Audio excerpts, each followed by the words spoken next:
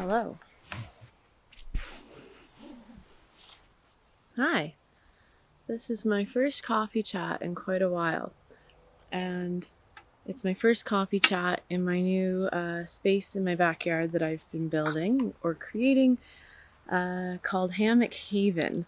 I have 3 hammocks set up back here for myself and friends to use. It's pretty cool.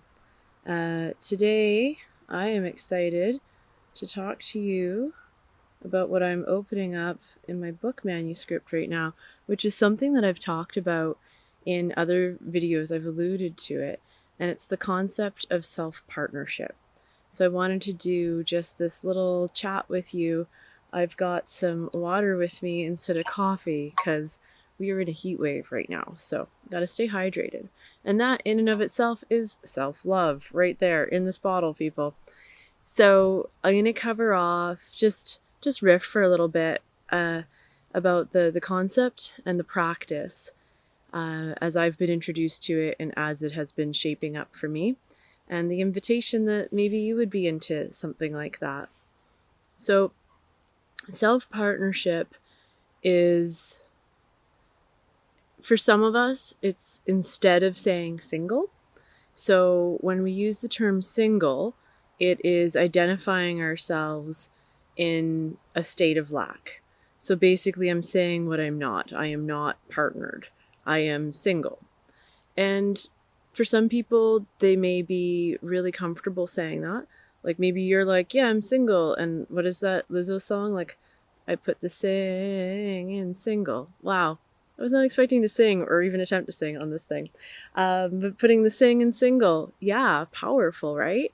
And then there's other people that there's a really negative connotation about being single, or there's a self-dialogue about, I don't want to be single, or I'm single again, or something like that. And no matter whether or not we are partnered or not partnered, we can always be self-partnered. And this is something that I've been working with in my healing with my, what I've referred to as my love project, which you may be familiar with, which is the practice of being or falling in love with yourself, with myself. You get to be in love with you. It's pretty cool. So self-partnership means that you are your own primary partner. So I'm going to borrow some terms here a little bit from the polyamory community, but if you want to learn more about polyamory, definitely talk to someone who's an expert on that. So I'm talking about being partnered on my own. And just because I'm self-partnered doesn't mean that I'm dating. So self-partnered doesn't mean that I'm available. And self-partnered also doesn't need to mean single. It's a very powerful term. Try it on. Just try it on. What would it look like to feel and to be self-partnered? So think about the things that you are looking for in a partner, or enjoy about your current partner, or wax poetic about partners in the past. And how can you provide that for yourself? It's completely possible. I strive to be my own safe space. I am actively switching to an encouraging voice. So that's something that has come up a lot in my research and my work on this topic, is that when we're into someone, we're loving someone, we're supportive, even in a familial blood relationship, not necessarily romantic, that we're going to be encouraging to them. And that's an aspect of love. That's one of my favorite aspects of love, is that encouragement and support, and just saying like, you got this, or don't be so hard on yourself, like that sort of thing. So to be self-partnered is a different feel from being single. So I touched on earlier about whether or not self-partnership means if I'm dating or not. So sometimes my self-partnership is closed. So that was what I was saying about borrowing from the polyamory community. You know, at a very, very basic level, if a couple you know, if they're, I'm just going to say very, very normative here, two people, they're in a couple, and if their relationship is closed, then that is their partnership and it is the two of them. If the relationship is open, then that can look like all sorts of other things of who's dating whom and how many people and things like that. And even like a throuple, like three people could be partnered and closed, that it's for the three of them. And these are all really important conversations to have around expectations, because wake up, and isn't it amazing that we are not in the 1950s, we're not in the 1850s. There's lots of different ways to live our lives and have a partnership these days. So back to self-partnership.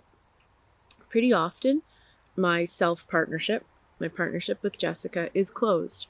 So I'm not looking to date new friends, sure, even new friends that perhaps I'm attracted to, but that doesn't mean I need to act on it, because I know in myself when I don't have the energy to give to another person. And that can look like all sorts of different things. I mean, think about it. Have you ever been told by someone, oh, I'm not ready for a relationship? Or have you said that to someone? Things could have been just swimming along, and then it's well, I'm not ready for a relationship, because it's like, I'm not ready for this relationship, and I'm not ready for this level of giving energy to a partnership. And my theory, so try it on for me and let me know how it goes. My theory is often when that comes up, it's because we need to heal our relationship with ourselves and show up in safety in our own partnership before we then can expand out and have energy and time and space to give to another person. So that's more of the concept, with a little bit of a dance about the practice. And I'm also wondering why I opened up my laptop, because I think I'm covering everything that I would talk about this anyway. It seems like, yeah, I'm knowing my shit on this. I can speak about it pretty easily, from a hammock in one take. So the practice is going to look different for all of us. So I'm not going to dictate the practice. So I apologize if you already got your notebook out and you're really excited to, get a worksheet of self-partnership practice. You're going to know what this looks like. If you are currently seeking a partner, or you are in a partnership and you are finding lack, can you look with so much honesty? Is there a way to be able to bring that in on your own? Can you bring in what you feel you are missing from either your current partnership or from your imagined partnership?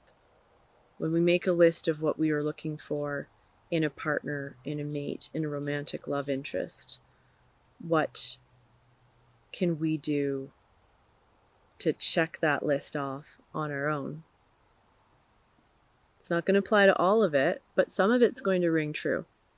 Trust me on this. Yeah, so that is it for now.